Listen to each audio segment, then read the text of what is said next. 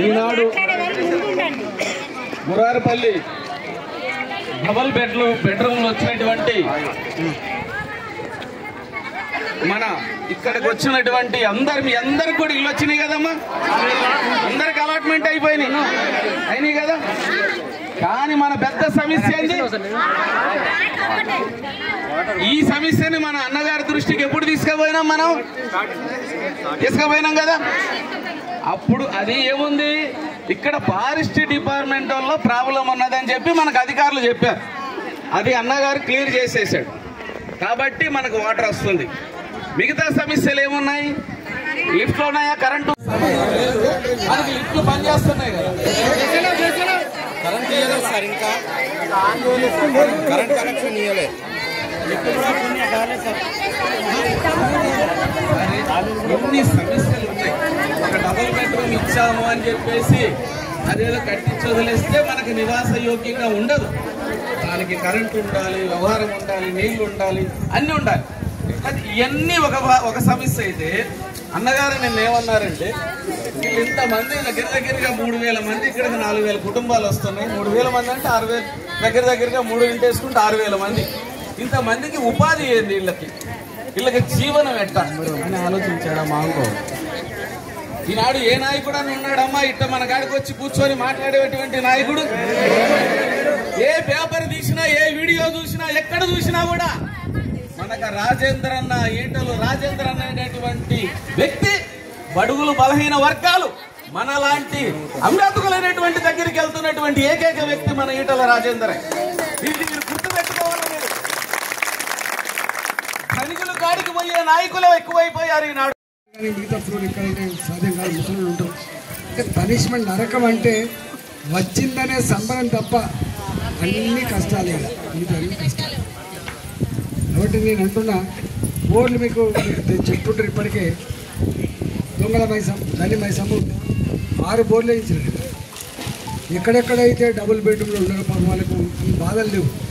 వాళ్ళు కొంచెం సీనియారిటీ ఉన్నది, వాళ్ళు కొంచెం ఆక్రమించుకున్నారు కాబట్టి వాళ్ళకు నీళ్ళ కనెక్షన్ వచ్చింది, ఎస్టీపీ కొంత కనెక్షన్ వచ్చింది, లిఫ్ట్లు జర పనిచేస్తున్నాయి. కాబట్టి ఎక్కడైతే జిహెచ్ఎంసీ పరిధులలో అక్కడక్కడ కొంత సమస్య లేదు. కానీ జిహెచ్ఎంసీ బయట ఎవరైతే ఉన్నారో వాళ్ళకి సమస్య ఎక్కువ ఉంది. నేను అంటున్నా, మా దగ్గర ఒక 30-40 లక్షలు ఇచ్చి ఏదైనా పని చేయించడానికి ఏం బాధ లేదు. ఎందుకంటే నా దగ్గర కూడా ఉంటాయి పైసలు, ఎంపీ లాంటి కింద ఉంటుంది కాబట్టి ఇస్తాను.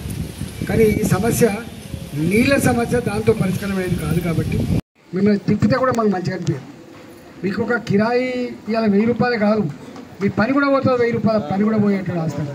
అంటే వచ్చినప్పుడల్లా 2,500-3,000 రూపాయలు ఖర్చు పెట్టుకునే పరిస్థితి టెన్షన్ ఉంది. కాబట్టి ఈ లిఫ్ట్లది ఒకటి, ఈ ఎస్టీపీ 2, మూడవది అన్నిటికంటే ముఖ్యమైనది తాగనీళ్ళు 3.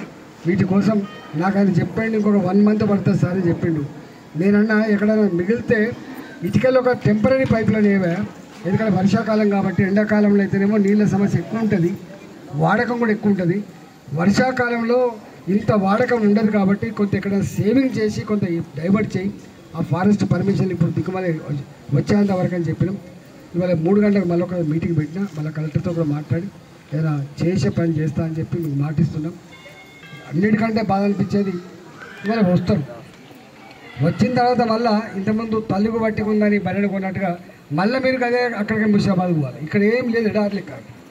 నేను చాలా ఇక్కడ చూసిన దూరం ఇసిరేసినట్టు కట్టబడ్డ డబుల్ బెడ్రూమ్ ఇళ్లల్లో ఉన్నవాళ్ళు ఇవాళ ఏదో డీసీఎం వస్తుంది, ఏదో ఆటో వస్తుంది, వాడిని ఎక్కించుకొని పోయి ఎక్కడో అడ్డ మీద కూలీగా పనిచేయడము, లేకపోతే ఏమైనా వ్యవసాయ పనులు ఉంటే పత్తి తినడానికి పోవడము, లేకపోతే చిన్న పనులకు పోతున్నారు.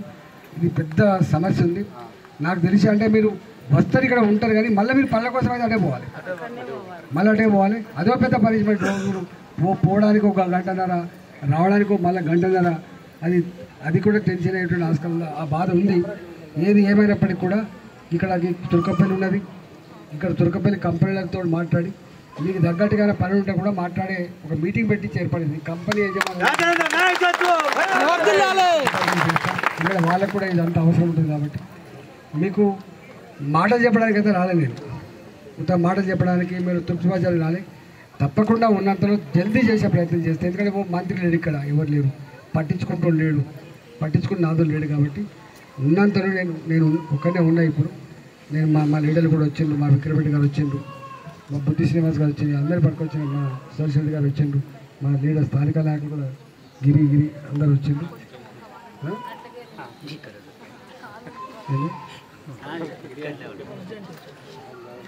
ఇక మీకు మీ చిన్నారావు గారేమో ఈ డబుల్ బెడ్రూమ్ అందరు నేను ఇప్పటికీ అన్ని డబుల్ బెడ్రూమ్ అక్కడికి పోయి ఇచ్చిన ఎందుకంటే వాళ్ళు పేదోళ్ళు నూరు లేని వాళ్ళు వాళ్ళు కష్టమైందని చెప్పి అందరి దగ్గర పోయించిన अंतटा ఏదో ఉన్న से वो परमिशन में मिल रहा अभी जल्द से जल्द ये पानी का समस्या जो लिफ्ट का समस्या और एसटीपी का समस्या जो सबस्टेशन का समस्या इसको तुरंत रिजॉल्व करने के लिए मैं तो ज़रूर प्रयत्न करूँगा।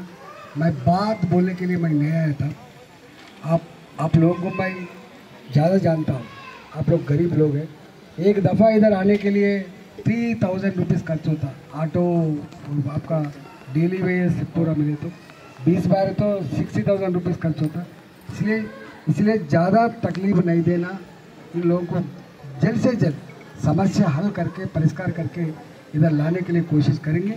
इसके बाद आप लोगों का जो एम्प्लॉयमेंट का प्रॉब्लम है, आपका जो जीवन के लिए जो प्रॉब्लम है, उसको कैसा करना हमारे से जितना हो सकता है उतना हम ज़रूर करेंगे। Thank you.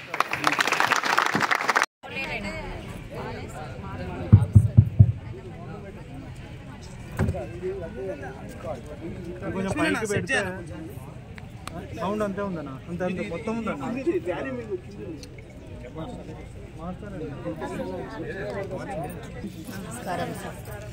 कभी कभी हिंदी में भी बात करता हूँ और सभी लोग समझ में आ रहा है ना। ఎక్కడో ముషిరాబాద్లో సికింద్రాబాద్లో నారాయణగూడ అట్లాంటి ప్రాంతాల్లో మీరంతా చిన్న వ్యాపారం చేసుకొని బతుకుతారు। మేము పళ్ళు అమ్ముకొని బతికేవాళ్ళు, పూలు అమ్ముకొని బతికేవాళ్ళు, కూరగాయలు అమ్ముకొని బతికేవాళ్ళు, ఆటో నడుపుకొని బతికేవాళ్ళు, చేపల మార్కెట్ కాడ బతికేవాళ్ళు, రకరకాల పద్ధతిలో బతికేవాళ్ళు। డబుల్ బెడ్రూమ్ అనేది సంబరపడేది లేదు। సొంత ఇంటి కళ జీవితాశయం కాబట్టి పేదవాళ్ళు ఏమనుకుంటారు అంటే నేను అనాథ మనిషి లెక్క ఉండద్దు, చనిపోతే కూడా అనాథ లెక్క ఉండద్దు అని చెప్పి కోరుకుంటారు। ప్రతి కుటుంబానికి మొట్టమొదటిగా ఉండేటువంటి కోరిక సొంత ఇల్లు ఉండాలి। మనం కిరాయిల ఇళ్ళల్లో ఉంటే కర్మకాలం చనిపోతే శవాన్ని కూడా ఇంటికి రానియరు। అవును సార్, రోడ్ల మీదను డైరెక్ట్గా శ్మశాన వాటికి పోవాల్సిన పరిస్థితి, ఇళ్ళల్లో కూడా రానియరు। ఇట్లా అనేక రకాల బాధలతో గడిపేటువంటి మీరు డబుల్ బెడ్రూమ్ వచ్చిందట అని చెప్పి సంబరపడ్డారు। మేము ఆ రోజు కూడా మంత్రి ఉంటుంది, నేను కూడా ఈ నిర్ణయం తీసుకున్నాను, మంత్రి ఉంటుంది। నేను ఆ రోజు ఒక మాట చెప్పినాను, డబుల్ బెడ్రూమ్ నిజంగా కట్టాలనుకుంటే వాళ్ళ జాగున్న వాళ్ళకి ఇవ్వండి, ఫస్ట్ ఇల్లు ఇవ్వండి, వాళ్ళ జాగా కట్టుకుంటారు। ఒకవేళ వాళ్ళకు జాగలు లేకపోతే ఆయా ఏరియాలో జీవించే వాళ్ళకు అక్కడే ఎక్కడైనా పాత ఇళ్లను ఖరీదు చేసి ప్రభుత్వ పరంగా భూమి ఉంటే ఇచ్చి ఒకే దగ్గర 2000 ఇళ్ళు 3000 ఇళ్ళు అవసరం లేదు, 50 అయితే 50 మందికి ఇవ్వండి, 100 అయితే 100 మందికి ఇవ్వండి। ఎందుకు ఆ ప్రతిపాదన పెట్టినామంటే ఒకసారి బొల్లారంలో ఉండాలని కోరుకుంటారు, బల్కంపేటలో ఉన్నారు కోరుకుంటారు। ఊరు పట్టు ఉడుము పట్టు అంటారు, ఊరు పట్టు ఉడుము పట్టు అంటారు। ఒకసారి పేదవాళ్లకు కులంతో సంబంధం లేదు, పేదవాళ్లకు మతంతో కూడా సంబంధం లేదు, పేదవాళ్లకు వాళ్ళ కష్టాలతో సంబంధం ఉంటుంది, వాళ్ళ కన్నీళ్ళతో సంబంధం ఉంటుంది, వాళ్ళ భక్తితో సంబంధం ఉంటుంది। కాబట్టి అక్కడే కట్టి ఇస్తే వాళ్ళకు ఆ పాత సంబంధాలు అట్లే ఉంటాయి, పాతగా బతికే పద్ధతి కూడా అట్లే ఉంటుంది. అక్కడ ఇల్లు ఉంటే పాతగా అంతకుముందు కూరగాయల దుకాణం ఎక్కడైతే ఉందో అక్కడ నడుపుకుంటాడు, పంచర్ దుకాణం ఎక్కడుందో అక్కడ నడుపుకుంటాడు. 4 ఇళ్ళలో పని చేస్తాడు ఉంటే అదే ఇల్లు అట్లే కొనసాగుతాయి, చేయగలిసిన ఇల్లు కాబట్టి అన్నాం. కానీ ఎందుకో అప్పుడు అది కాలే. అంటే సొంత వాళ్ళ జాగాలల్లో వాళ్ళు డబ్బులు ఇస్తే వాళ్ళే కట్టుకుంటారు. లేకపోతే ఏ ప్రాంతంలో అయితే ఇల్లు లేని పేదలు ఉంటారో నేను ఇంతకుముందు చెప్పినట్టుగా అక్కడే కట్టిస్తే ఉంటుంది. పేదలకు ఇంత మంచి చాల కట్టిస్తావా, ఇంత గుండెకాయ లాంటి పట్టణంలో కట్టిస్తావా అనే పద్ధతి ఉండద్దు. వాళ్ళకు పెద్ద మనసు చేసుకొని ఇవ్వాలని చెప్పి నేను చెప్పిన. అది కాలే. ఇంత మీద చుట్టుపక్కల వచ్చింది. తెలంగాణలో ఒక సామెత ఉంటుంది, తలుగు వట్టి ఉందని బరిని కొనే శాతం అయిపోయింది. నాకు తెలిసి మీరు ఈ డబుల్ బెడ్రూమ్ కాడికి ఒక 20-30 సార్లు వచ్చి పడి ఉంటారు. వచ్చినాం సార్. ఇవాళ ఆదివారం కాదు, పని అంతా పోగొట్టుకున్నారు. ఓ ఆటో కిరాయి తీసుకొని ఇక్కడ రావాలంటే ఆర్టీసీ బస్ రాదు. ఓ ఆటో కిరాయి తీసుకున్నారు. ఇంతగా భూమ సర్ది కట్టుకొని ఇక్కడికి వచ్చారు. ఈ డబుల్ బెడ్రూమ్ కోసం నాకు తెలిసి మీకు ఫ్రీగానే రావచ్చు, బ్రోకర్ లెవెల్ లేకపోవచ్చు, పక్కన పెడితే దీనికి వచ్చిపోవడానికి ఒక్కొక్కడు 2-3 వేల రూపాయలు ఖర్చు పెట్టచ్చు. వచ్చినప్పుడల్లా 1000 రూపాయలు ఇవన్నీ లెక్క కడితే చాలా ఎక్కువ అయిపోతుంది, తడిసి మోపుడు అయిపోయింది. నేను ఇక్కడికి వచ్చిన ప్రస్తుతానికి వచ్చినప్పుడు నేను ఒకటే అన్నా, ఈ కాలబెట్టుగా అయిపోయింది. కట్టి 3 ఏళ్ళు అయిపోయాయి, ఇవ్వడానికో మళ్ళీ 2 ఏళ్ళు అయిపోయాయి.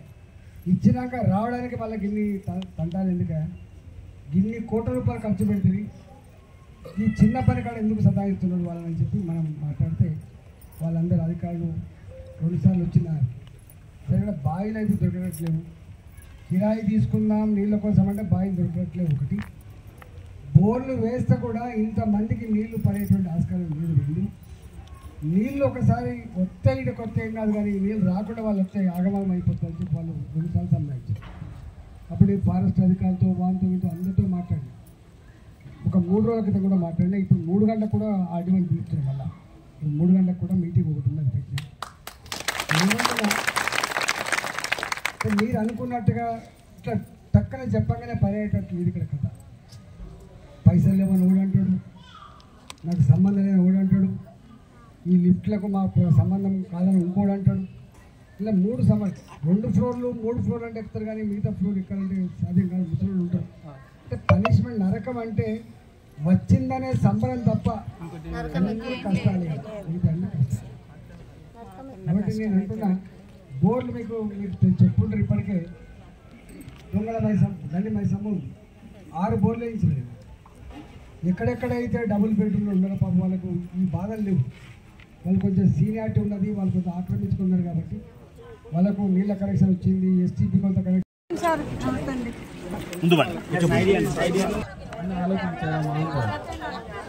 ఈనాడు ఏ నాయకుడు అని ఉన్నాడమ్మా ఇట్ట మన కాడికి వచ్చి కూర్చొని మాట్లాడేటువంటి నాయకుడు? ఎన్నిసార్లు తిరిగిన పేరు కాదు, మీకు పని చేసి ఇచ్చి పెడతాడు కదా.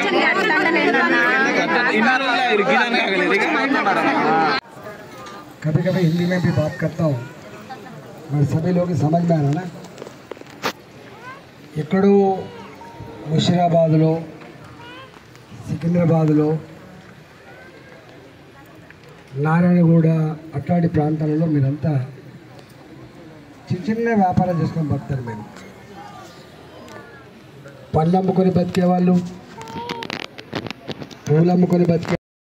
కాబట్టి ఈనాడు ఇక్కడ ఉన్నటువంటి సమస్యల మీద మీరు చెప్పారు కాబట్టి ఇవన్నీ ఉన్నాయి. కానీ నేను అడిగినన్ని ఆ సమస్యలు ఉన్నాయి. ఇప్పుడు లిఫ్ట్ది ఒక సమస్య ఉంది, కరెంటుది ఒక సమస్య ఉంది, వాటర్ది నిన్న అధికారులు రావడం జరిగింది, అన్నకాడికి వస్తున్నారు, మాట్లాడుతున్నారు. అట్నే ఉంది. ఈ వర్కులన్నిటి మీద కూడా అన్న అధికారుల దృష్టికి ఆల్రెడీ వచ్చారు, అధికారులు ఇంటికి వచ్చారు, మాట్లాడుతున్నాడు. దృష్టితోటి అన్నీ ఆయన చాలా దీని మీద దృష్టి పెట్టాడు. కాబట్టి మీరందరి తరపున అన్నగారికి కూడా కృతజ్ఞతలు తెలుపుతూ ఇక్కడ వచ్చినటువంటి అక్కా చెల్లెళ్ళు అన్నదమ్ములు అందరికీ కూడా ధన్యవాదాలు తెలియజేస్తూ వీళ్ళకి జీవనం ఎట్ట అని ఆలోచించాడు మహానుభావుడు. ఈనాడు ఏ నాయకుడు అని ఉన్నాడమ్మా ఇట్ట మన కాడికి వచ్చి కూర్చొని మాట్లాడేటువంటి నాయకుడు?